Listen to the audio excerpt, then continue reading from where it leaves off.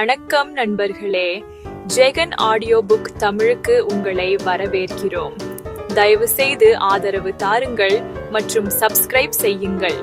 மேலும் புதிய crime thriller மர்ம ஆடியோ புக்குகள் விரைவில் வரவிருக்கின்றன. அதை பெற பெல் ஐகானை கிளிக் செய்யுங்கள், தவறவிடாதீர்கள். இந்த சேனலை பார்த்ததற்கு நன்றி.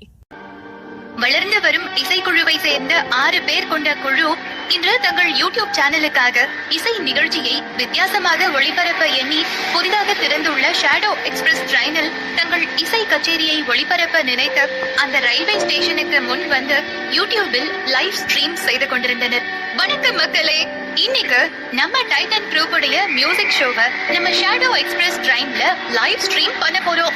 எல்லாரும் எங்க கூட சேர்ந்து வழக்கம் போல எங்க மியூசிக்கை என்ஜாய் பண்ணுங்க என்று தீபிகா தங்கள் குழுவினரை அந்த லைவ் ஸ்ட்ரீமில் காட்டியபடி பேசிக் கொண்டிருந்தாள். வழக்கம் போல எங்க லைவ் ஸ்ட்ரீம் மியூசிக்கை பார்த்துட்டு இருக்கிறவங்களுக்கு எங்களை பத்தி ஏற்கனவே நல்லாவே தெரியும். ஆனா புதுசா இந்த ஸ்ட்ரீமை பார்த்துட்டு இருக்கிறவங்களுக்கு எங்களை பத்தி ஒரு சின்ன இன்ட்ரோ கொடுத்துடுறோம் என்று சொன்ன தீபிகா, ஹாய் ஃப்ரெண்ட்ஸ், நான் தான் உங்க தீபிகா, இந்த டைட்டன் ட்ரூப்புடைய பவுண்டர். இந்த ட்ரூப்ல நான் கிட்டாரிஸ்ட், இது ராதா. இந்த ட்ரூப்ல அதிகமா சத்தம் வரக்கூடிய மியூசிக்க பிளே பண்றவங்க இவங்க தான். என்ன வியூவர்ஸ், புரியலையா? அதை இன்னும் கொஞ்ச நேரத்துல நீங்களே தெரிஞ்சுக்குவீங்க. அடுத்ததா இவன் தான் ஹரிஷ். மனசுல பெரிய ஹரிஷ் ஜெயராஜன் இவனுக்கு நினைப்பு. அதனாலயோ என்னவோ இவன் பியானோ வாசிக்க தொடங்கினான்னா ஹரிஷ் ஜெயராஜ் மியூசிக்க தான் அதிகமா வாசிப்பான். நெக்ஸ்ட் நாம பாக்குறது அழகா அமைதியா வாசிக்க கூடிய 2 பேரு தான். இது நிவாஷினி, இவங்க வயலினிஸ்ட். அண்ட் அடுத்து நிவாஷினியை விட மென்மையான அமைதியான இசைய நமக்கு கொடுக்கிறது அஞ்சலி. இவங்க நம்ம ட்ரூப்ல ஃப்ளூட் வாசிக்கிறவங்க, அதான்ப்பா புல்லாங்குழல். இவங்க எடுத்து வாசிக்க ஆரம்பிச்சாலே எல்லாரும் கண்ணு மூடிடுவீங்க என்று சொல்லி சிரித்த தீபிகா, என்னங்க பயந்துட்டீங்களா? இவங்க புல்லாங்குழல் வாசிக்க ஆரம்பிச்சா அந்த இசைய கண்ணை மூடி மெய் மறந்து ரசிப்பீங்கன்னு சொல்ல வந்த என்று சொன்னாள். அடுத்ததா ஒரு முக்கியமானவங்களை நான் உங்களுக்கு அறிமுகப்படுத்த போறேன். வெறும் இசை கருவிகளை மட்டும் வாசிச்சு உங்களை எங்க பக்கமா இருக்கிறது ஒரு ரகம்னா, அதே போல எங்க இசை கருவியில இருந்து வர ஒலிக்கு தன்னோட அழகான குரலை கொடுத்து இந்த டைட்டன் ட்ரூப்ப மேலும் அதிகமா பிரபலமடைய வைக்கிறது நம்ம ட்ரூப்போட 2 சிங்கர்ஸ் தாங்க. அதுல ஒருத்தர் ஸ்ரீ, இன்னொருத்தர் மல்லிகா என்று தன் ட்ரூப்பில் உள்ள அனைவரையும் அறிமுகம் செய்து வைத்தாள். அப்போது ஷேடோ எக்ஸ்பிரஸ் ட்ரெயின் வந்துவிட ட்ரெயினிற்காக காத்திருந்தவர்கள் ஒவ்வொருவராக உள்ளே ஏற துவங்கினர். டைட்டன் ட்ரூப்பில் பெண் பாடகியாக இருக்கும் மல்லிகா தான் முதலில் ட்ரெயினில் ஏறினாள். அவள் ஏறும்போது திடீரென்று அவள் உடலில் ஏதோ உரசுவது போன்று அவளுக்கு தோன்றியது. தன்னை சுற்றிலும் பார்த்துவிட்டு தயங்கியபடியே மல்லிகா உள்ளே போக அவள் பின்பு மற்றவர்களும் வந்தனர். அனைவரும் உள்ளே சென்றதும் ட்ரெயினின் கதவுகள் தானாக மூட ஆரம்பித்தது. மல்லிகா இன்னமும் தன் மேல் ஏதோ உரசிக்கொண்டே இருப்பதை போலவே உணர்ந்தவள் என்னவென்று தெரியாமல் குழம்பியபடியே தன்னை சுற்றுமுற்றும் பார்த்து கொண்டிருந்தாள். அவளுடன் வந்த நிவாஷினி, ஏய் மல்லி, என்னடி ஆச்சு உனக்கு? ஏன் ஒரு மாதிரியா இருக்க என்றாள். நிவாஷினி கூறியதை கேட்டு அவளுடன் வந்த மற்றவர்களும் மல்லியை பார்த்து அவள் ஏதோ போல இருக்கவும், மல்லி என்ன ஆச்சு? திடீர்னு உன் முகம்லாம் வேர்த்து போயிருக்கு, உடம்பு ஏதாவது சரியில்லையா என்று ராதாவும் தீபிகாவும் மல்லிகாவிடம் வந்து கேட்டனர். மல்லிகாவிற்கோ அவர்களின் கேள்விக்கு என்ன பதில் சொல்வது என்று தெரியவில்லை. அவள் எதுவும் பேசாமல் தன்னை சுற்றி முற்றி திரும்பி பார்த்து கொண்டே இருந்தாள். மல்லிகாவின் தோளை தொட்டு உலுக்கிய ராதா, ஏ மல்லி, என்னடி ஆச்சு? ஏன் இப்படி பேய் அறிஞ்ச மாதிரி நின்னுட்டு இருக்க என்று கேட்டாள். ராதா தோளை தொட்டு குலுக்கியதும் தான் இவர்கள் பேசுவதை கவனித்தவள், ஒன்னும் இல்லடி என்று தலையை குலுக்கினாள். எதுவும் ப்ராப்ளம் இல்லையே, ஆர் யூ ஓகே என்றான் ஹரிஷ். நான் நல்லாதான் இருக்கேன் என்றாள் மல்லி. ஓகே கைஸ், ரெடியா என்றாள் தீபிகா தன் கிட்டார் ஸ்ட்ரிங்கை தட்டிவிட்டு. ரெடி என்று ராதா தன் கைகளில் 2 குச்சியை எடுத்து தன் ட்ரம்ஸில் சத்தமாக அடித்து அந்த கம்பார்ட்மெண்டில் இருந்தவர்களை அலற விட்டாள். அந்த சத்தத்தை கேட்டதும் தீபிகா தன் மொபைலில் ஓடிக்கொண்டிருந்த லைவ் ஸ்ட்ரீமில் இருந்தவர்களை பார்த்து, பாத்தீங்களா கைஸ், நான் தான் சொன்னேன்ல எங்க ட்ரூப்லயே இவளோட இன்ஸ்ட்ருமெண்ட் சத்தம் தான் ரொம்ப அதிகமா இருக்கும்னு சொன்னேன்ல என்றாள். பிறகு ஸ்ரீயும் மல்லியும் மைக்கை பிடித்து முதலில் மெலோடியான சினிமா பாடல்களை பாடிவிட்டு பின்பு தாங்களே மெட்டமைத்து பாடி மியூசிக் கம்போஸ் செய்த பாடலை ஆரம்பித்தனர். முதலில் மெல்லிய புல்லாங்குழல் இசையிலும் வயலின் இசையிலும் பாடல் ஆரம்பிக்க அந்த மெல்லிசைக்கு ஏற்ப மல்லி தன் குரலில் பாட ஆரம்பித்தாள். அவள் குரலும் அதனுடன் சேர்ந்த இசையையும் கேட்டு அங்கிருந்தவர்களும் லைவ் ஸ்ட்ரீமில் இருந்தவர்களும் தங்களை மறந்து கண்களை மூடி பாடலை கேட்க ஆரம்பித்தனர். பெண்கள் மூவரும் மென்மையிலும் மென்மையாக பாடலை பாடிக்கொண்டிருக்க அடுத்து தன் கிட்டாரின் ஸ்ட்ரிங்கை அழுத்தி அந்த மென்மையான சூழலை கலைத்து உற்சாகமாக மாற்ற ஆரம்பித்தனர். தீபிகாவை தொடர்ந்து ராதா ட்ரம்ஸ் வாசிக்க தன் பியானோவின் மூலம் ஹரிஷ் பார்த்து கொண்டிருந்த மக்களின் செல்களை தூண்டிவிட்டான். ஸ்ரீ மல்லியின் மெல்லிய குரலோடு தன் குரலையும் இழைத்து வெஸ்டர்ன் மியூசிக்கை பாட ஆரம்பித்தான். இவர்களின் இந்த பாட்டிற்கும் இசைக்கும் அங்கிருந்தவர்களும் லைவ் ஸ்ட்ரீமில் இருந்தவர்களும் கட்டுண்டு இருந்தனர். அந்த கம்பார்ட்மெண்டே அதிர்ந்து கொண்டிருந்தது. நல்ல மனநிலையில் பாடிக்கொண்டிருந்த மல்லிக்கு மீண்டும் தன் அருகில் யாரோ நின்று தன் உடலை உரசுவது போல இருந்தது. நன்றாக பாடிக்கொண்டிருந்த மல்லி தன் உடலை ஏதோ கண்ணுக்கு தெரியாத ஒன்று உரசுவதை உணர்ந்ததும் பாடிக்கொண்டிருந்தவளின் குரலில் நடுக்கம் ஏற்பட ஆரம்பித்தது. இது அவர்கள் பாடலின் ஸ்ருதியை குழைக்க ஆரம்பித்தது. மல்லியை திரும்பி பார்த்த ஸ்ரீ அவள் சரியில்லை என்பதை புரிந்து கொண்டவன் தன் குரலை அதிகப்படுத்தி பாட ஆரம்பித்தான். மல்லி அதை எதையும் கவனிக்கும் மனநிலையில் இல்லை.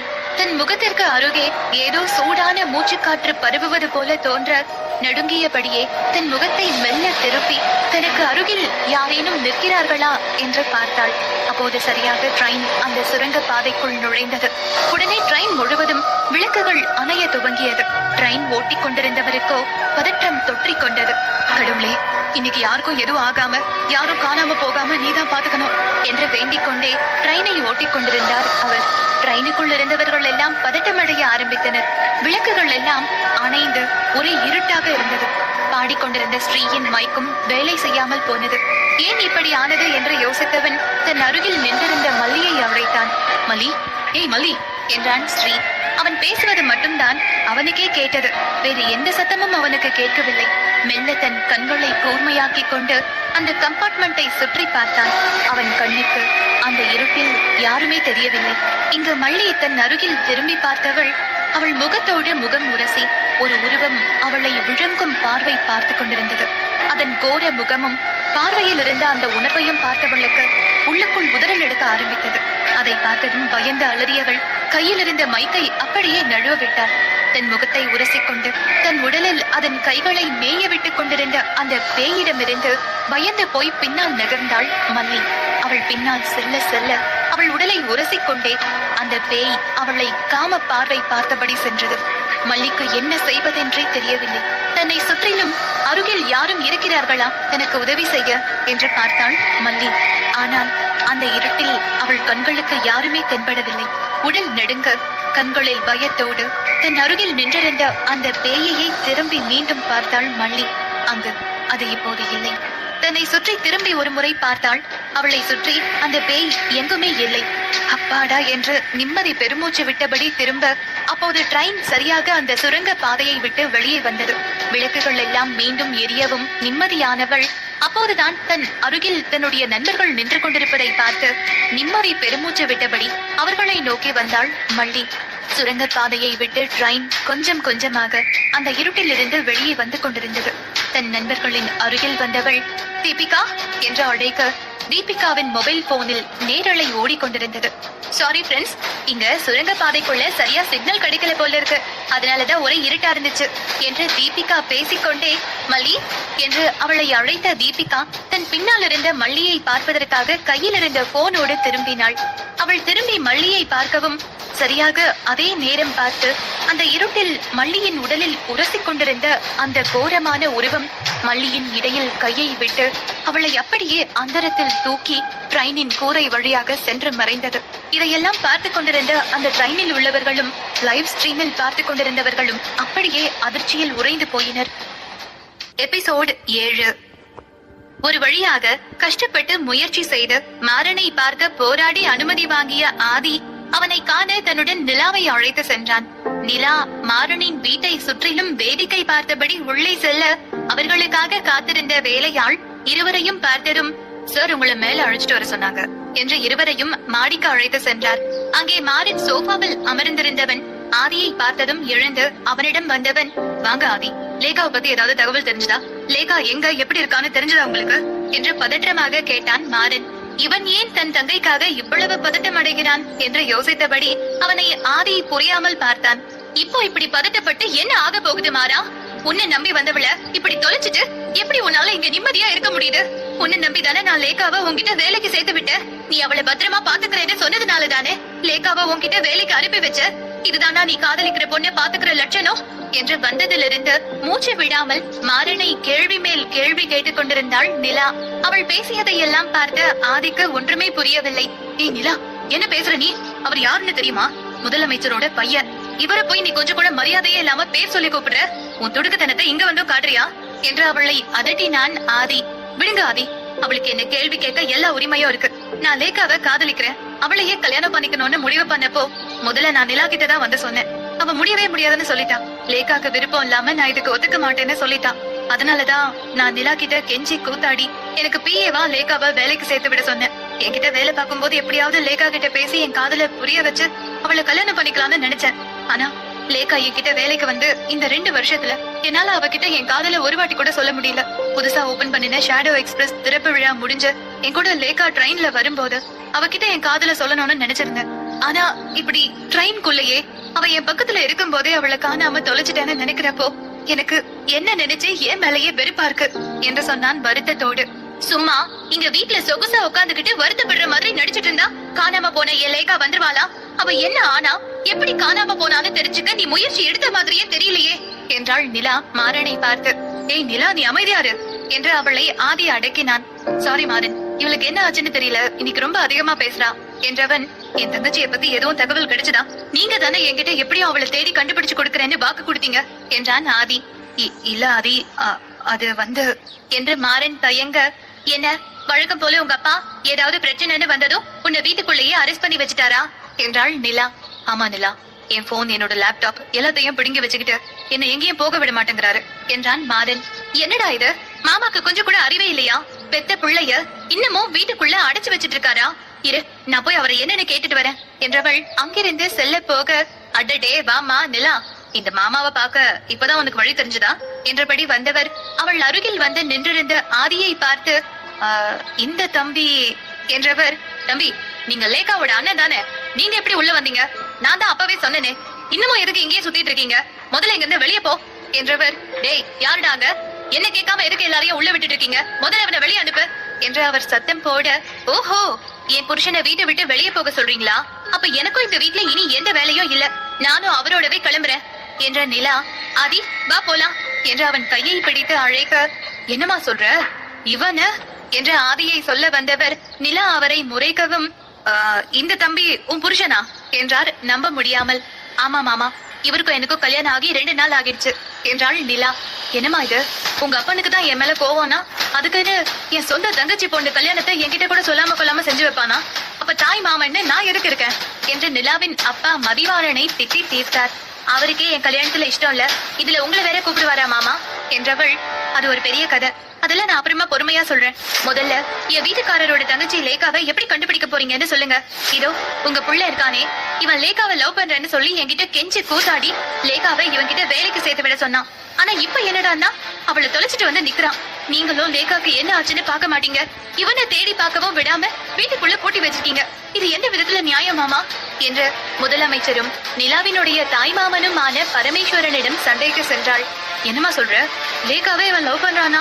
எனக்கு இந்த விஷயம் தெரியவே தெரியாதே, நீ சொல்லிதான் எனக்கு தெரியுது என்றவர் மாறனிடம் திரும்பி, ஏடா இதெல்லாம் என்கிட்ட சொல்றது இல்லையா என்று அவனை அதட்டினார். ஆமா, நான் சொன்னா அப்படியே நீங்க என் காதலுக்கு பச்சை கொடி காமிச்சிருவீங்க என்று முனங்கினான் மாறன். டேய், நான் காதலுக்கு ஒன்னும் எதிரி இல்லடா, தாய் இல்லாம வளர்ந்த உன்னை நல்லபடியா வளர்ந்து பெரிய ஆள் ஆகணும்னுதான் உன்கிட்ட இப்படி கடுமையா நடந்துக்கிறேன். அதுக்காக உன்னோட ஆசைக்கெல்லாம் நான் குறுக்க நிப்பேன்னு நீயா நினைச்சுக்கிட்டா இந்த அப்பா என்னடா செய்யறது என்றவர். லேக்கா ரொம்ப நல்ல பொண்ணுடா, அவன் நம்ம வீட்டுக்கு மருமகளா வர்றதுக்கு நான் கொடுத்து வச்சிருக்கணும் என்றார். இங்க நான் ஒருத்தன் இருக்கிறது இவங்களுக்கெல்லாம் ஞாபகம் இருக்கா இல்லையா? ஆளாளுக்கு என் தங்கச்சியை கல்யாணம் பண்றதை பத்தி பேசுறாங்க. என்கிட்ட முதல்ல இந்த கல்யாணத்துக்கு சம்மதம் வாங்கணும்னு இவங்களுக்கெல்லாம் தோணுதா இல்லையா என்ற ஆதி முணுமுணுக்க, உன்கிட்ட சம்மதம் வாங்கறதுக்கு முன்னாடி உன் தங்கச்சி கிட்ட சம்மதம் வாங்கணும், அதுக்கு முதல்ல அவளை நாம தேடி கண்டுபிடிக்கணும் என்றாள் நிலா ஆதியிடம். அடி பாவி, எவ்வளவு மெதுவா பேசினாலும் இவ காதுல விழுந்துருதே என்று மனதிற்குள் நினைத்தவன் அமைதியாக நிலாவை பார்த்தான். மாமா, இப்ப என்ன பண்ணலாம்? நாம எப்படி லேக்காவை கண்டுபிடிக்கிறது என்றாள் நிலா. நான் இப்பவே போலீஸையும் என்னுடைய ஆளுங்களையும் விட்டு லேக்காவை தேட சொல்றேன் என்றார். அப்போது பரமேஸ்வரனின் பிஏ அவசரமாக மேலே வந்து அவரிடம் போனை நீட்டி இன்று டைட்டன் ட்ரூப்ஸ் நடத்திய லைவ் ஸ்ட்ரீமில் நடந்த சம்பவம் அனைத்தையும். எபிசோட் 8. பரமேஸ்வரன் வீட்டிலிருந்து கிளம்பி ஆதி நேராக ஷேடோ எக்ஸ்பிரஸ் ரயில் நிலையத்திற்கு வந்தான். அங்கே கூடியிருந்த மக்கள் கூட்டத்தை பார்த்து அனைவரும் அதிர்ந்தே போயினர். யூடியூபில் டைட்டன் ட்ரூப்ஸ் லைவ் ஸ்ட்ரீமில் ட்ரெயினிற்குள் மல்லியை மாயமாக இழுத்து சென்ற அந்த லைவ் வீடியோவை பார்த்துவிட்டு மக்கள் அனைவரும் ரயில் நிலையம் முன்பு கூடி போராட்டம் நடத்தி கொண்டிருந்தனர். ஏற்கனவே காணாமல் போனவர்களின் குடும்பத்து ஆட்களும் அவர்களுடன் பொதுமக்களும் போராடி கொண்டிருக்க, டைட்டன் ட்ரூப்ஸை சேர்ந்தவர்கள் தங்கள் தோழியை எப்படியாவது மீட்டு தர வேண்டும் என்று மற்றொரு புறம் போராடி கொண்டிருந்தனர். இவர்களை எல்லாம் பார்த்தபடி காரை விட்டு ஆதியும் நிலாவும் வெளியே வர, அவர்களுடன் காரின் பின்னால் அமர்ந்திருந்த மாறனும் கீழே இறங்கினான். அவனை பார்த்ததும் அடையாளம் தெரிந்து கொண்ட பொதுமக்களும் மீடியா ஆட்களும் வந்து மாறனை சுற்றி வளைத்து, உங்க அப்பா தொடங்கி வச்ச திட்டம் தானே இந்த ஷேடோ எக்ஸ்பிரஸ், நீங்க தானே அதுல முதல் ஆளா பிரயாணம் பண்ணுனீங்க, உங்க கூட வந்த பொண்ணும் இதே போலதானே காணாம போயிட்டா, இதுக்கெல்லாம் யார் காரணம்னு தெரிஞ்சுதா? உண்மையாவே இந்த அமானுஷ்ய சக்தி எல்லாம் ரயில்ல பயணம் செஞ்சவங்க எல்லாம் காணாம போனாங்களா என்று மாறனை விடாமல் கேள்வியாக கேட்டுக்கொண்டிருந்தனர். உங்களை மாதிரிதான் நானும் இந்த கேள்விகளுக்கு எல்லாம் விடை தெரியாம குழம்பி போயிருக்கேன். எங்களுக்கு கொஞ்சம் கால அவகாசம் கொடுங்க. இங்க என்ன நடக்குது? காணாம போனவங்க எல்லாம் என்ன ஆனாங்க? உண்மையாவே இந்த பேய் பிசாசன் எல்லாம் ஒண்ணு இருக்கா? இப்படி எல்லா கேள்விக்கும் பதில் தெரிஞ்சுக்கிட்டு அடுத்து என்ன பண்ணலாம்னு பாக்குறோம். அதுக்கு முதல்ல நீங்க எல்லாரும் எங்களுக்கு உதவணும் என்று பதில் சொன்னான் மாறன். எப்படி உதவுறது? உன் கூட வந்த பொண்ணையே உன்னால காப்பாற்ற முடியல, இதுல நீ சொல்றதெல்லாம் நம்பி நாங்க உனக்கு உதவ வேற செய்யணுமா என்று கூட்டத்திலிருந்து ஒரு ஆள் பேசி அங்கிருந்த மற்றவர்களை தூண்டிவிட பார்த்தான். யாராது யாரது நிலைமை புரியாம லூசு மாதிரி பேசிட்டு இருக்கிறது என்று நிலா அங்கிருந்து எகிற, கூட்டத்திலிருந்து அந்த ஆள் நிலா சத்தமிடவும் அதற்கு மேல் எதுவும் பேசாமல் அமைதியாகிவிட்டான். அவள் பேசுவதை கேட்டு வாயடைத்து போனான் ஆதி. சொல்லுங்க சார், இப்ப என்ன பண்ண போறீங்க? இத்தனை நாளா மக்கள் எவ்வளவோ முறை போராட்டம் நடத்தியும் உங்க அப்பா புதுசா துவங்கின இந்த ரயில் சேவையை நிறுத்த முடியாதுன்னு சொல்லிட்டாரு. ஏன்னு காரணம் கேட்டதுக்கு அமானுஷ்யன்னெல்லாம் எதுவும் இல்ல, இந்த காலத்துல போய் பேயி பிசாசெல்லாம் பேசிட்டு இருக்கீங்களான்னு எல்லாரையும் வாயடைக்க வச்சுட்டாரு. ஆனா இப்ப பாருங்க, இந்த ஊரே அந்த ட்ரெயினுக்குள்ள நடந்த அமானுஷ்ய விஷயத்தை பார்த்து பயந்து போயிருக்கு. இப்ப உங்க அப்பா என்ன சொல்ல போறாரு? இதையும் பொய்ன்னு சொல்லி ஏதாவது சாக்கு போக்கு சொல்லி சமாளிக்க போறாரா என்று கேட்டனர். அவர்கள் கேள்விகளுக்கெல்லாம் பதில் சொல்ல முடியாமல் மாறன் அமைதியாக நிற்க, நான் எதுக்கு சாக்கு போக்கு சொல்லி சமாளிக்கணும்? ஏற்கனவே நடந்ததுக்கு எந்த ஆதாரமும் இல்ல. நான் எப்படி நீங்க சொல்றதெல்லாம் கேட்டு அப்படியே நம்புறது? அப்படியே நீங்க சொன்னதெல்லாம் நான் நம்பி உங்க பேச்ச கேட்டுக்கிட்டு ஏதாவது செஞ்சிருந்தா உடனே முதலமைச்சர் இந்த காலத்துல கூட பேய் பிசாசு இருக்குன்னு நம்பிட்டு இருக்காருன்னு பேசுவீங்க. சரியான ஆதாரம் கிடைக்கிற வரைக்கும் நாங்க பொறுமையா இருந்துதானே ஆகணும். இப்பதான் ஆதாரம் கிடைச்சிருச்சுல, இனி இந்த விஷயத்த என்ன செய்யணும்? எப்படி காணாம போனவங்க எல்லாம் தேடி கண்டுபிடிக்கணும்? உண்மையிலேயே அமானுஷ்ய சக்தின்னு ஒண்ணு இருக்கா? அந்த குகைக்குள்ள அப்படி என்ன இருக்குங்கிற விஷயம் எல்லாம் தெரிஞ்சு அதை சரி பண்ற வரைக்கும் இந்த ரயில் சேவை தற்காலிகமா நிறுத்தி வைக்க போறோம் என்று சொன்னார் முதலமைச்சர். இதுவரை அவர் அருகில் அமைதியாக நின்றிருந்த அமைச்சர் கணபதி, ஆமா முதலமைச்சர் ஐயா சொல்ற மாதிரி இன்னும் கொஞ்ச நாளைக்கு இந்த ரயில் சேவையை நிப்பாட்டி வைக்கிறதா முடிவு பண்ணிருக்கோம். அது வரைக்கும் இந்த ரயில்வே ஸ்டேஷனை க்ளோஸ் பண்ணி சீல் வைக்க போறோம் என்று சொன்னார். இதத்தான் நான் அப்பவே சொன்னேன். அப்பவே இந்த ஸ்டேஷனை மூடி இருந்தா இந்நேரத்துக்கு இவ்வளவு பெரிய பிரச்சனையே வந்திருக்காது, இத்தனை பேர் காணாம போயிருக்கவும் மாட்டாங்க என்று நினைத்துக் கொண்டான் குரு. அமைச்சர்கள் இருவரும் நடந்த சம்பவத்திற்கு பொறுப்பேற்று என்ன பிரச்சனை நடந்தது என்று அனைத்தையும் மக்களுக்கு தெளிவுபடுத்தும் வரை ஷேடோ எக்ஸ்பிரஸ் மூடப்படும் என்று உறுதியளித்துவிட்டு அங்கிருந்து கிளம்பினர். இங்கே மாறனும் ஆதியும் இப்போது எப்படி லேகாவை கண்டுபிடிப்பது என்று வழி தெரியாமல் இருக்க யோசனையோடு அங்கிருந்து கிளம்பினர். மாறன் பரமேஸ்வரனுடன் தன் வீட்டிற்கு கிளம்பியவன் நிலாவிடமும் ஆதியிடமும் லேகாவை எப்படியாவது மீட்டு விடலாம் என்று தைரியம் சொல்லி அவர்கள் இருவரையும் அங்கிருந்து அனுப்பி வைத்தான். இங்கு நடப்பதையெல்லாம் கூட்டத்திலிருந்து வேடிக்கை பார்த்தபடி நின்றிருந்த ஒரு ஆள் கூட்டம் சிறிது சிறிதாக அங்கிருந்து களைய ஆரம்பிக்க யாருக்கும் தெரியாமல் தற்காலிகமாக மூடப்பட்ட ரயில் நிலையத்திற்குள் சென்றான். ரயில் நிலையத்திலிருந்து தாங்கள் தங்கியிருந்த அபார்ட்மெண்டிற்கு டைட்டன் ட்ரூப்ஸில் இருந்தவர்கள் வந்து சேர்ந்தனர். அவர்களுடைய நேரலையை பார்த்துவிட்டு அதில் மல்லியை அந்த பேய் இழுத்து செல்வதை பார்த்துவிட்டு அவளுடைய பெற்றோர் ஸ்ரீக்கு அழைத்திருந்தனர். அவரின் அழைப்பை பார்த்ததும் தயங்கியபடியே தன் நண்பர்களிடம் போனை காட்ட அனைவரும் ஸ்ரீயை அட்டென்ட் செய்ய சொன்னார்கள். ஸ்ரீ போனை அட்டென்ட் செய்து ஸ்பீக்கரில் போட்டு அனைவருக்கும் கேட்கும்படி போனை வைத்தான். ஹலோ ஆண்டி, நல்லா இருக்கீங்களா என்றான் ஸ்ரீ. எங்க பொண்ணு இப்படி அந்த பேய் கிட்ட மாட்டிட்டு இருக்கும் போது நாங்க எப்படி சந்தோஷமா இருக்க முடியும்? நிஜமாவே நீங்க யூடியூப் லைவ் ஸ்ட்ரீம்ல காட்டினதெல்லாம் உண்மைதானா இல்ல ஏதோ பிராங்க் பண்ற வீடியோவா?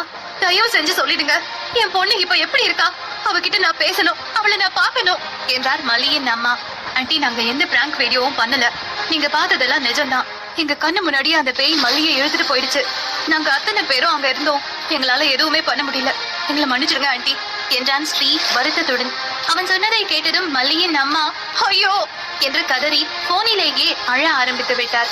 இப்ப நான் என்ன செய்வேன்? என் பொண்ணை எப்படி பாப்பேன்? கடவுளே, என் பொண்ணு இல்லாத இந்த வாழ்க்கையை என்னால நினைச்சு கூட பார்க்க முடியாது. முடியாது என்று அழ ஆரம்பித்து விட்டார். அவரை எப்படி சமாதானம் செய்வது என்று தெரியாமல் ஸ்ரீ அமைதியாக இருந்தான். மல்லியின் அம்மா அழுது கொண்டே இருக்க வேறு வழி இல்லாமல் போனை கட் செய்து ஸ்ரீ தன் நண்பர்களை பார்த்தான்.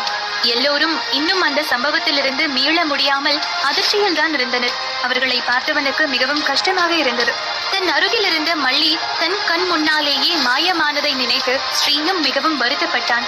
நான் எப்படியாவது மல்லியை காப்பாற்றணும், அவளை எப்படியாவது அந்த பேய்கிட்ட இருந்து காப்பாத்தி கொண்டு வரணும் என்று நினைத்தவன் அடுத்து என்ன செய்யலாம் என்று யோசிக்க ஆரம்பித்தான்.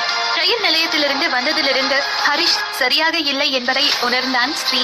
அவன் ஏதோ போல நிதானமின்றி இருக்கவே அவன் அருகில் வந்த ஸ்ரீ, "ஏய் ஹரிஷ், என்னாச்சு உனக்கு? ஏன் ஒரு மாதிரி இருக்க?" என்று கேட்டான். "ஒன்னும் இல்லையே, நான் நல்லாதான் இருக்கேன்" என்றான் ஹரிஷ். "நிஜமாதான் சொல்றியா? உன்னை பார்க்க ஏதோ மாதிரி இருக்கு, அதனாலதான் கேட்டேன்" என்றான் ஸ்ரீ. "டேய், எத்தனை தடவை இதே கேள்வியை கேட்ப? எனக்கு ஒரு பிரச்சனையும் இல்ல, நான் நல்லாதான் இருக்கேன்" என்று கோபமாக சொல்லிவிட்டு அங்கிருந்து எழுந்து தன் அறைக்கு சென்று கதவை சாற்றிக் கொண்டான் ஹரிஷ். "ஹேய் ஸ்ரீ, என்னடா ஆச்சு? அவன் ஏன் இவ்வளவு கோபமா போறான்?" என்று கேட்டான் தீபிகா. "தெரியல தீபு, நானும் அதுதான் அவன் கிட்ட கேட்டேன், ஏன்டா ஒரு மாதிரியா இருக்கேன்னு. அதுக்குதான் இப்படி இவ்ளோ கோபமா பேசிட்டு போறான்" என்றான் ஸ்ரீ. "சரி விடுங்க, அவனுக்கு நம்ம கண்ணு முன்னாலேயே மல்லிய அந்த பேய் இழுத்துட்டு போனதை பார்த்து நம்மள மாதிரி அவனும் பயந்து போயிருப்பான்னு நினைக்கிறேன். அந்த பயத்துலதான் நம்ம கிட்ட கோபமா பேசுறான். கொஞ்ச நேரம் அவனை தனியா விடுங்க, அவனே ரிலாக்ஸ் ஆகிட்டு திரும்ப நம்ம கிட்ட வந்து பேசுவான்" என்றாள் ராதா. "ஆமா, ஏய் நிவாசினி, நீ ஏண்டி ரொம்ப நேரமா அமைதியா இருக்க? வந்ததுல இருந்து ஒரு வார்த்தை கூட பேசாம இருக்கியே" என்று கேட்டாள் ராதா. "இல்ல ராதா, ட்ரெயின்ல நம்ம மல்லியை இழுத்துட்டு போச்சே அந்த பேய், அது மாதிரியே ஒன்ன நான் இருட்டுல என் பக்கத்துல பார்த்தேன். ஆனா அது என்னை எதுவும் செய்யாம அமைதியா யாரையோ பாத்துக்கிட்டு இருந்துச்சு. அந்த பேய் எனக்கு முன்னாடிதான் நின்னுட்டு இருந்துச்சு. எனக்கு என்ன பண்றதுன்னே தெரியல. உடம்பெல்லாம் ஜில்லுன்னு ஆகி அப்படியே நடுங்க ஆரம்பிச்சிருச்சு" என்றாள் நிவாஷினி. "அது யாரையோ விழுங்குற மாதிரி அப்படியே பாத்துக்கிட்டே இருந்துச்சு. நானும் அந்த பேயை தான் பாத்துட்டே இருந்தேன். அது யாரு பாக்குதுன்னு கவனிச்சுட்டு இருந்தேன். அது திரும்பி பார்க்கும்போது நான் பார்த்தேன், அது நம்ம ஹரிஷை தான் பாத்துட்டு இருந்துச்சு. எனக்கு தெரிஞ்சு அந்த பேய் ஹரிஷ் கண்ணுக்கு தெரியல. நான் ஹரிஷை பார்த்துட்டு திரும்பி அந்த பேயை பார்த்தேன். அது அவனை பாக்குறத விட்டுட்டு என்ன முறைச்சு பாத்துட்டு இருந்துச்சு. அதை பார்த்ததும் எனக்கு அப்படியே பக்குன்னு ஆயிடுச்சு. ட்ரெயின்ல திடீர்னு வெளிச்சம் வந்ததும் அந்த பேய் சர்றன்னு என் கண்ணு முன்னாடியே மறைஞ்சு போயிடுச்சு. அது எங்க போச்சு, என்ன ஆச்சுன்னு தெரியல.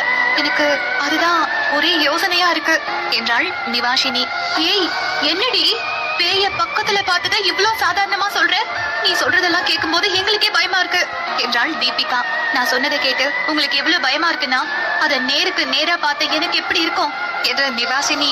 "அது ஏன் ஹரிஷ் அப்படி முறைச்சு பார்த்துட்டு இருந்துச்சுன்னு தான் எனக்கு தெரியல" என்றாள். "சரி விடு, அது நம்ம மல்லிய தூக்கிட்டு போற மாதிரி உன்னையோ ஹரிஷையோ தூக்கிட்டு போகலங்கிற வரைக்கும் சந்தோஷம்" என்று தீபிகா அங்கிருந்து சென்றாள்.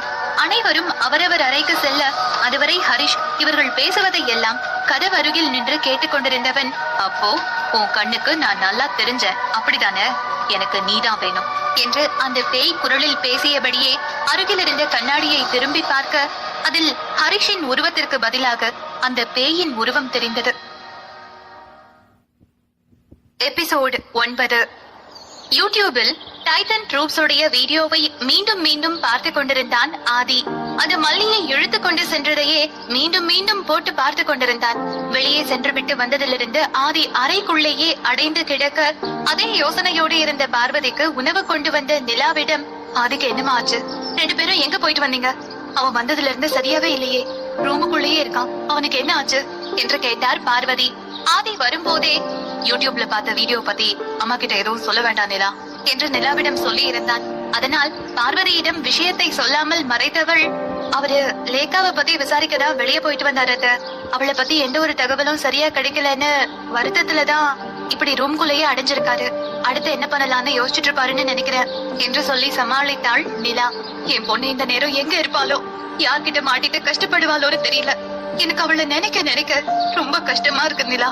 எப்படியாவது என் பொண்ணை காப்பாத்தி கூட்டிட்டு வந்துருங்க, அவ பாவம்" என்று பார்வதி கண்களில் கண்ணீரோடு நிலாவின் கையை பிடித்துக் கொண்டு பேசினார். அவரிடம் என்ன சொல்லி சமாதானம் செய்வது? அவளை யாராவது கடத்தி சென்றிருந்தால் கூட எப்படியாவது தேடி கண்டுபிடித்து அழைத்து வந்து விடலாம். ஆனால் அவளை மாயமாய் மறைய செய்தது ஒரு அமானுஷ்ய சக்தி அல்லவா? அதனிடமிருந்து லேகாவை எப்படி காப்பாற்றி கூட்டி வருவது என்று நிலா யோசனையோடு நின்றிருந்தாள். "என்ன நிலா, நீயும் ஏதோ யோசனையிலேயே இருக்க. 2 பேருமா சேர்ந்து என்கிட்ட இருந்து ஏதாவது மறைக்கிறீங்களா என்று கேட்டார் பார்வதி. அது ஒண்ணும் இல்ல அத்தை. நீங்க சொன்னதை பத்தி தான் யோசிச்சுட்டு இருந்தேன். நம்ம லேக்காவை எப்படி கூட்டிட்டு வர்றதுன்னு நானும் யோசிச்சுட்டு இருந்தேன் என்றவள். சரிங்க அத்தை, நீங்க முதல்ல சாப்பிடுங்க, நான் போய் அவர் என்ன பண்றாருன்னு பாத்துட்டு வரேன் என்று சொல்லிவிட்டு அங்கிருந்து ஆதியை பார்க்க சென்றாள். ஆதியின் அறைக்குள் நிலா உள்ளே வரவும் அவன் பதட்டமாக போனில் யாரிடமோ பேசிக் கொண்டிருந்தான். என்ன சொல்றீங்க ஐயரே? நீங்க சொல்றதெல்லாம் உண்மையா? என்னால எதையுமே நம்ப முடியலையே. இதெல்லாம் நம்புற மாதிரியா இருக்கு என்று பேசிக் கொண்டிருந்தான் ஆதி. தம்பி, நீங்க நம்பினாலோ நம்பாட்டியோ இதுதான் உண்மை. நீங்க உடனே கிளம்பி கோயிலுக்கு வாங்க. வந்து நம்ம பெரிய சாமியை பாத்துட்டு போங்க. அவர் நமக்கு ஒரு நல்ல வழி சொல்லுவாரு. நம்ம லேக்காவை அந்த துஷ்ட சக்தி கிட்ட இருந்து காப்பாத்தனமா வேண்டாமா? உடனே கிளம்பி வாங்க தம்பி என்றார் அவர்களின் குலதெய்வ கோவிலின் ஐயர். அவரிடம், சரிங்க ஐயரே, நான் இப்பவே புறப்பட்டு வரேன் என்று சொல்லிவிட்டு போனை வைத்த ஆதி நிலாவை பார்த்தவன், கொஞ்சம் என் கூட குலதெய்வம் கோவில் வரைக்கும் வர முடியுமா என்று அவளிடம் கேட்டான். அவன் பதற்றத்தை பார்த்த நிலா ஆதியிடம் ஏன் எதற்கு என்று எந்த கேள்வியும் கேட்காமல் அவனுடன் கிளம்பி அவர்களின் குலதெய்வம் கோவிலுக்கு சென்றாள். கிட்டத்தட்ட 1.5 மணி நேர பயணத்திற்கு பிறகு ஆதியின் குலதெய்வம் கோவிலுக்கு வந்தவர்கள் நேராக கோவிலுக்குள் நுழைந்தனர். இவர்களுக்காகவே காத்திருந்த கோவில் பூசாரி ஆதியை கண்டதும், வாங்க தம்பி, நம்ம பெரிய சாமியை முதல்ல போய் பார்த்துட்டு வரலாம் என்று சொல்லி அவர்களை கோவிலுக்கு பின்னால் இருந்த ஆற்றுக்கு அழைத்து சென்றார். அங்கே ஆற்றுக்கு அருகில் ஒரு சிறிய குடிசை போல இருக்க அந்த குடிசைக்குள் ஆதியையும் நிலாவையும் அழைத்துக் கொண்டு கோவில் பூசாரி சென்றார். அந்த குடிசைக்குள் நுழைந்து அந்த குடிசையின் நடுவில் கண்மூடி தியானம் செய்து கொண்டிருந்த ஒரு வயதானவரை பார்த்தனர். ஆதியையும் நிலாவையும் சிறிது நேரம் அங்கேயே இருக்க சொல்லிவிட்டு தனக்கு கோவிலில் வேலை இருப்பதாக கூறிவிட்டு கோயில் பூசாரி அங்கிருந்து சென்று விட்டார். ஆதியும் நிலாவும் அந்த பெரிய சாமிக்கு எதிரே அமைதியாக அமர்ந்திருக்க சிறிது நேரத்தில் தியானத்திலிருந்து கண் விழித்த அந்த பெரியவர் அவருக்கு எதிரே இருந்த ஆதியையே பார்த்தார். ஆதியை பார்த்தவர் அப்படியே அதிர்ந்து போனார். அவர் எதுவும் பேசாமல் ஆதியையே பார்த்து கொண்டிருக்க அதை கவனித்த இருவரும் என்ன செய்வது என்று தெரியாமல் ஒருவரை ஒருவர் பார்த்து கொண்டிருந்தனர். நிலாதான் அந்த அமைதியை கலைக்கும் வண்ணம், சாமி, எங்களை நீங்க வர சொன்னதா கோயில் பூசாரி சொன்னாரு. எதுவும் முக்கியமான விஷயமா எங்களை வர சொன்னீங்களா என்று கேட்டாள் நிலா. அவள் பேசுவதை அந்த பெரியவர் கேட்டுக்கொண்டிருந்தாலும் அவரின் பார்வை மட்டும் ஆதியை விட்டு அகழவே இல்லை. தன்னை இப்படி கண்ணிமைக்காமல் பார்த்து கொண்டிருப்பவரை பார்த்த ஆதி, சாமி, நீங்க கண்ணு திறந்ததுல இருந்து என்னையே பார்த்துட்டு இருக்கீங்க. உங்க கண்ணுல தெரியுற அதிர்ச்சிய பார்த்தா இதுக்கு முன்னாடி நீங்க என்ன எங்கேயோ பார்த்த மாதிரி எனக்கு தோணுது. அது உண்மையா என்று கேட்டான் ஆதி. அந்த பெரியவர் ஆமாம் என்று தலையாட்ட, நீங்க எங்க ஊருக்கு இதுக்கு முன்னாடி வந்திருக்கீங்களா? அப்ப எதுவும் என்ன பார்த்திருக்கீங்களா என்று கேட்டான் ஆதி. அவர் இல்லை என்பது போல தலையை இடம் வலமாக ஆட்டினார். அப்ப வேற எங்க சாமி என்ன பார்த்திருக்கீங்க? ஏன் எதுவும் பேசாம என்ன அப்படியே பார்த்துக்கிட்டே இருக்கீங்க? ஏதாவது சொல்லுங்க பிளீஸ் என்றான் பொறுமை இழந்து. இன்னொரு ஜென்மம் எடுத்து பிறந்து வந்தாலும் உன்னுடைய கோபம் மட்டும் போகவே இல்லையா என்று கேட்டார் அந்த பெரியவர்.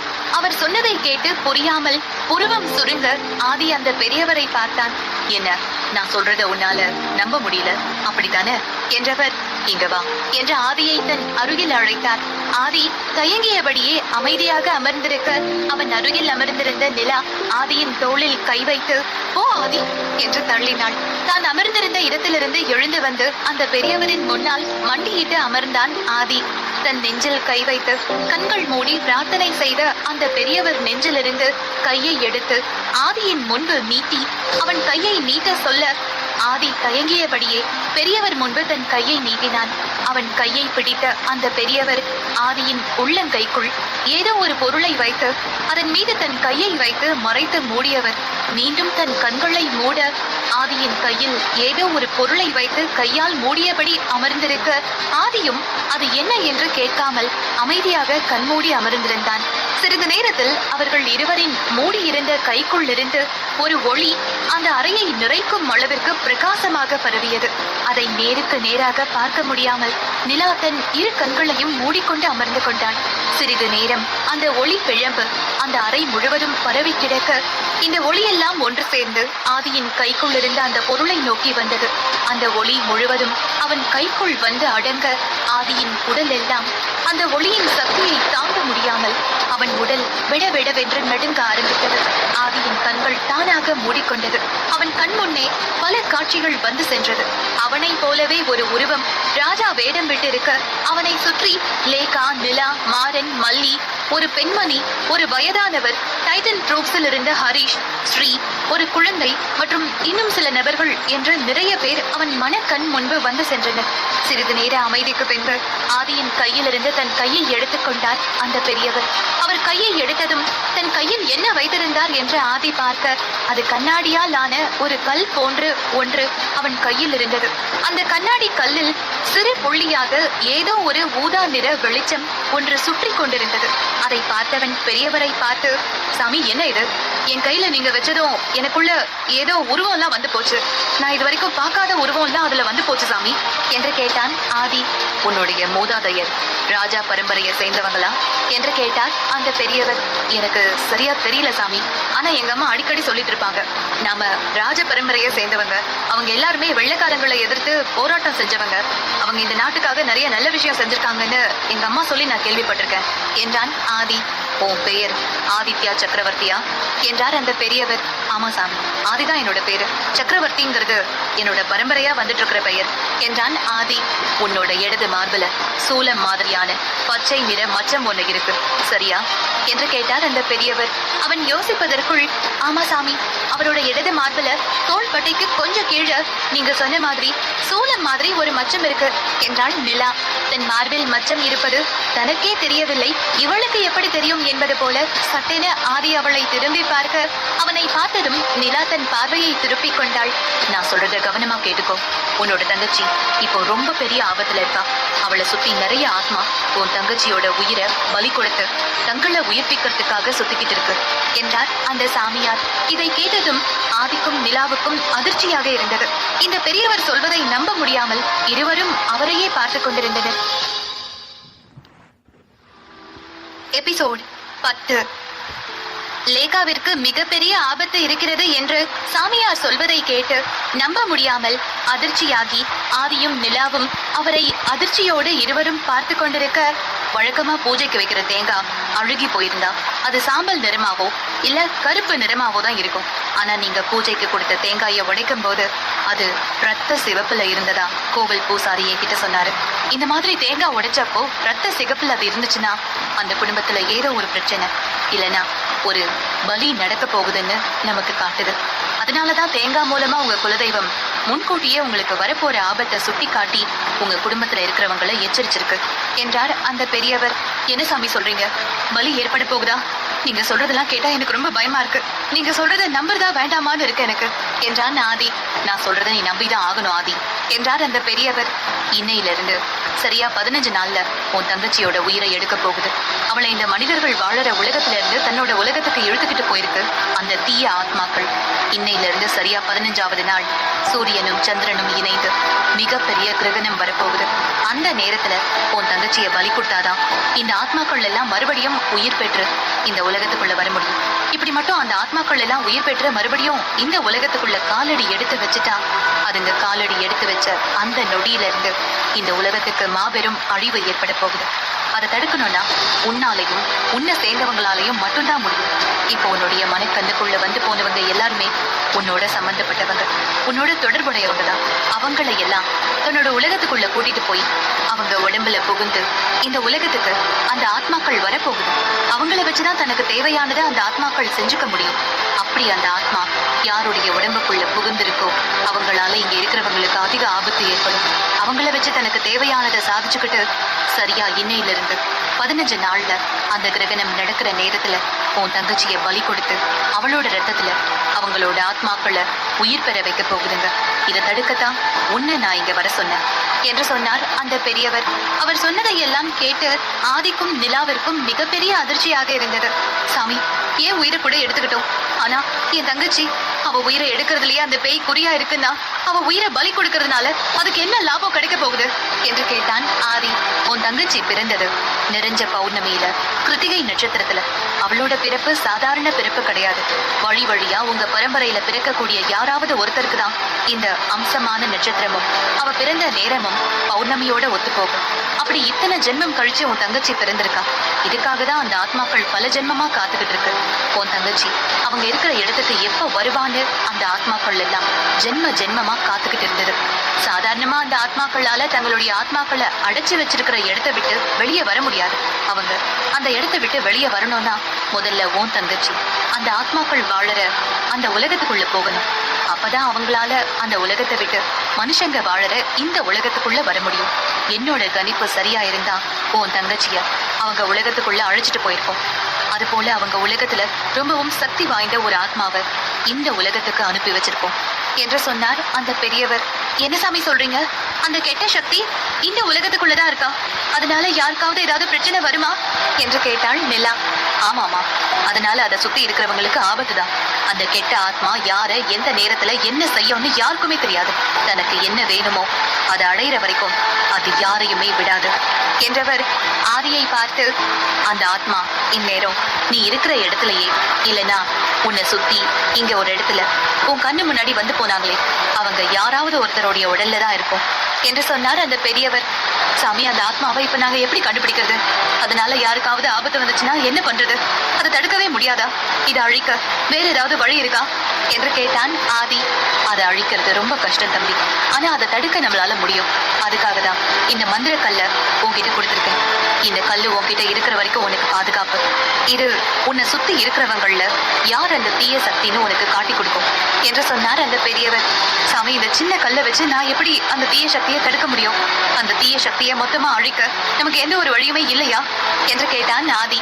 இருக்கு ஆதி, உன்னோட தங்கச்சிய மாதிரியே அதே நட்சத்திரத்துல அதே நேரத்துல அதே நாள்ல பிறந்த இன்னொருத்தரால இந்த தீய சக்தியை அழிக்க முடியும். அந்த நட்சத்திரத்துல பிறந்தவங்க ஆணாகவோ பெண்ணாகவோ இருக்கலாம். ஆனா உன்னுடைய தங்கச்சியையும் அவளை போலவே ஒத்த நட்சத்திரமும் உடையவரும் ஒன்னா சேர்ந்தா அந்த தீய சக்தியை கண்டிப்பா அழிக்க முடியும் என்றவர் மேலும் எப்படி அழிப்பது என்று பல முக்கிய விஷயங்களை ஆதியிடம் சொல்லி அவனை மிகவும் ஜாக்கிரதையாக இருக்க சொன்னார். அவனையும் அவனை சுற்றி இருப்பவர்களையும் பத்திரமாக பார்த்து கொள்ளும்படி சொல்லி அவனை அங்கிருந்து அனுப்பி வைத்தார். பெரியவர் சொல்வதை எல்லாம் நம்புவதா வேண்டாமா என்ற குழப்பத்திலேயே குலதெய்வம் கோவிலில் இருந்து நிலாவை அழைத்துக் கொண்டு கிளம்பினான் ஆதி. ரயில்வே ஸ்டேஷனில் இருந்து மாறனை அழைத்து வந்த பரமேஸ்வரன் அவனை ஒரு அறையில் தள்ளி பூட்டி வைத்தார். நான் அவ்வளவு தூரம் சொல்லியும் நீ கிளம்பி அந்த ரயில்வே ஸ்டேஷனுக்கு போறேன்னா உனக்கு எவ்வளவு தைரியம் இருக்கும்? அங்க போற எல்லாருக்குமே ஆபத்துன்னு தெரியுது இல்லையா? நீ போய் உனக்கு ஏதாவது ஆச்சுன்னா நான் என்னடா பண்றது? தாய் இல்லாத பிள்ளைன்னு உனக்கு நான் செல்லம் கொடுத்து வளர்த்தது ரொம்ப தப்பா போச்சு. உன்ன மாதிரியே அங்க என்ன ஆபத்து இருக்குன்னு தெரியாம நிலாவும் உன் கூட சேர்ந்துகிட்டு அங்க போறான் என்று கோபமாக பேசினார் முதலமைச்சர். அப்பா, என்ன பண்றீங்க? முதல்ல என்ன வெளியே விடுங்க. நான் போய் லேகாவை காப்பாத்தி ஆகணும். அவ என்னாலதான் இவ்வளவு பெரிய ஆபத்துல மாட்டிட்டு இருக்கா. அவளுக்கு ஏதாவது ஒண்ணுனா என்னால தாங்கிக்கவே முடியாது என்றான் மாறன் அறைக்குள் இருந்தபடி. என்னடா விளையாடுறியா? அவளை காப்பாத்த அவளுக்கு அண்ணன் இருக்கான். இதெல்லாம் அவன் பாத்துக்குவான். நீ எதுக்கு அந்த ஆபத்தான இடத்துக்கு போற? அங்க போறவங்க யாருமே திரும்பி வரலன்னு உனக்கு நல்லாவே தெரியும் தானே? நீ அங்க போய் உனக்கு ஏதாவது ஆயிடுச்சுன்னா நான் என்னடா பண்ணுவேன் என்று கோபமாக பேசியவர் பின்பு தன் கோபத்தை தனித்துக் கொண்டு, இங்க பாரு மாறா, எனக்கு இருக்கிற ஒரே அரசியல் வாரிசு நீ மட்டும்தான். நீ போயிட்டா நான் என்ன பண்ணுவேன்னு கொஞ்சமாவது யோசிக்கிறியா? எவ்வளவு ஒருத்திக்காக நீ உன் உயிரை கூட பெருசா நினைக்காம துணிஞ்சு அந்த இடத்துக்கு போக பாக்குற. அங்க போய் உனக்கு ஏதாவது ஆயிடுச்சுன்னா நான் என்னடா பண்ணுவேன் என்றார். அப்பா, லேக்கா யாரோ ஒருத்தி கிடையாது. அவளை நான் உயிருக்கு உயிரா காதலிக்கிறேன். அவ இல்லாத இந்த வாழ்க்கையை என்னால நினைச்சு கூட பார்க்க முடியாது. நான் அவளை காப்பாத்தி உயிரோட அவளை உங்க முன்னாடி கூட்டிட்டு வருவேன். அப்படி இல்லையா அவளோட சேர்ந்து நானும் செத்து போயிடுவேன். தயவு செஞ்சு என்ன வெளியே விடுங்க. அவ இந்த நேரம் என்ன கஷ்டப்பட்டுட்டு இருக்காளோ யாருக்கு தெரியும் என்றான் மாறன். நான் இவ்வளவு தூரம் இறங்கி வந்து சொல்றேன், ஆனா நீ அதை கொஞ்சம் கூட காதுல வாங்கிக்காம அவளை காப்பாத்த போறதுலே குறியா இருக்க என்று அவனை முறைத்தார். நீ எப்படி இந்த வீட்டை விட்டு வெளியே போறேன்னு நானும் பாக்குறேன். நான் நினைச்சா மட்டும்தான் நீ இந்த வீட்டை விட்டு வெளியே போக முடியும் என்றவர் மாறனின் அறையை பூட்டி அதன் சாவியை எடுத்துக்கொண்டு அங்கிருந்து சென்று விட்டார். அப்பா, அப்பா போகாதீங்க, என்ன வெளியே விடுங்க. என்னாலதான் லேக்கா இவ்வளவு பெரிய ஆபத்துல மாட்டிட்டு இருக்கா. அவளை நான் காப்பாத்தியே ஆகணும்ப்பா. தயவு செஞ்சு என்ன வெளியே விடுங்க பிளீஸ் என்று கத்திக் கொண்டிருந்தான் மாறன். மாறன் கத்தியதை எல்லாம் கொஞ்சம் கூட காதிலேயே வாங்கிக் கொள்ளாமல் அங்கிருந்து சென்று விட்டார் பரமேஸ்வரன். இங்கே அந்த அமானுஷ்ய உலகத்துக்குள் தீய சக்தியால் இழுத்து வரப்பட்ட லேகா என்ன செய்வது என்று தெரியாமல் அங்கே ஓடிக்கொண்டிருந்தாள். அவளை இந்த உலகத்திற்கு இழுத்து வந்த அந்த தீய சக்தி அவள் பின்னால் அவளை ரசித்தபடியே துரத்தி கொண்டு சென்றது. அந்த இடத்தை விட்டு வெளியே செல்ல முடியாமல் லேகா தவித்துக் கொண்டிருந்தாள். அங்கே இருந்த ஒரு பாழடைந்த கட்டிடத்திற்குள் சென்று ஒளிந்து கொண்டாள். அந்த இடமே முழுவதும் சாம்பல் நிறத்தில் இருந்தது. பாழடைந்த கட்டிடங்களும் எரிந்து சாம்பலான மரங்களும் பார்ப்பதற்கே மிகவும் பழமையான இடம் போல் அவளுக்கு தோன்றியது. அவள் ஒளிந்திருந்த பாழடைந்த வீட்டை பார்த்தாள். அந்த வீடு முழுவதும் எரிந்து சாம்பலாக இருக்க, ஆங்காங்கே சில பொருட்கள் உடைந்து பழையதாகி அழுக்கடைந்து கிடந்தது. அந்த அழுக்கடைந்த அறைக்குள் ஓரிடத்தில் ஒளிந்து கொண்டாள் லேகா. அவளை துரத்தி வந்த அந்த தீய சக்தியின் கண்களுக்கு படாமல் தன்னை ஒளித்து மறைத்துக் கொண்டாள். அவளை துரத்தி வந்த அந்த தீய சக்தி அவளை காணாமல் அங்கும் இங்கும் தேடியது. பின்பு தான் இருந்த இடத்திலிருந்து தன் சக்தியை உபயோகித்து அந்த இடத்தில் மறைந்திருந்த பொருட்களை எல்லாம் தன் முன்னே கொண்டு வர முயற்சித்துக் கொண்டிருந்தது. இவ்வளவு நேரம் ஒளிந்திருந்த லேகா அந்த பொருள்களோடு ஒன்றாக தானும் இழுக்கப்படுவதை உணர்ந்தவள் அங்கே இருந்து நகர முடியாதபடி அருகில் இருந்த ஒரு தூணை இறுக கட்டி கொண்டாள் லேகா. நீ இங்கதான் ஒளிஞ்சிட்டு இருக்கியா என தன் கோரமான குரலால் கேட்க, திரும்பி பார்த்த லேகா அவளை துரத்தி வந்த அந்த கொடிய உருவம் அவள் பின்னால் தான் நிற்பதை பார்த்தாள். அந்த கொடிய உருவம் லேகாவை பார்த்து சிரித்தபடி, நீ எவ்வளவு முயற்சி பண்ணாலும் இந்த இடத்தை விட்டு உன்னால தப்பிச்சு போகவே முடியாது என்றது. எபிசோட் 11. அந்த கோர உருவத்திடம் மாட்டிக்கொண்ட லேகா அதனிடமிருந்து எப்படி தப்பிப்பது என்று தெரியாமல் பயந்து போயிருந்தாள். அந்த கோர உருவம் அவளை தீய ஆத்மாக்கள் எல்லாம் சங்கமித்திருந்த ஒரு இடத்திற்குள் அவளை இழுத்து சென்றது. அங்கே லேகாவை அந்த கோர உருவம் இழுத்து வருவதை பார்த்ததும் அங்கு கூடியிருந்த மொத்த ஆத்மாக்களும் லேகாவை சூழ்ந்து கொண்டது. அவை ஒவ்வொன்றும் பார்ப்பதற்கே மிகவும் விகாரமாக இருந்தது. அதை பார்க்கும் போதே லேகாவின் உடல் தன்னை அறியாமல் நடுங்க ஆரம்பித்தது. லேகாவை அங்கே இருந்த ஒரு கெட்ட ஆத்மா அந்தரத்தில் தூக்க, அவள் உடலை சுற்றி பல ஆத்மாக்கள் சூழ்ந்து கொண்டு அவள் உடலை மேய்ந்தபடி அவளை துன்புறுத்தியது. லேகாவால் அங்கிருந்து நகரவே முடியவில்லை. அவளை அப்படியே உறைய வைப்பது போல அந்தரத்தில் தொங்கவிட்டு இருக்க, அவள் உடலில் தன் விரல்களை அந்த ஆத்மாக்கள் மேயவிட்டு அவள் தங்களை கண்டு பயப்படுவதை குரூரமாக ரசித்து பார்த்து கொண்டிருந்தன. அவள் முகத்தருகே வந்த ஒரு ஆத்மா, உனக்காக தான் இத்தனை ஜென்மமா நாங்க எல்லாரும் காத்துக்கிட்டு இருந்தோம். இத்தனை ஜென்மமா நீ மட்டும் மனித பிறவி எடுத்து இந்த உலகத்துல சந்தோஷமா சுத்திக்கிட்டு இருக்கிறப்போ நாங்க மட்டும் இந்த ஆத்மா உலகத்துக்குள்ளேயே சிக்கி கஷ்டப்படணுமா?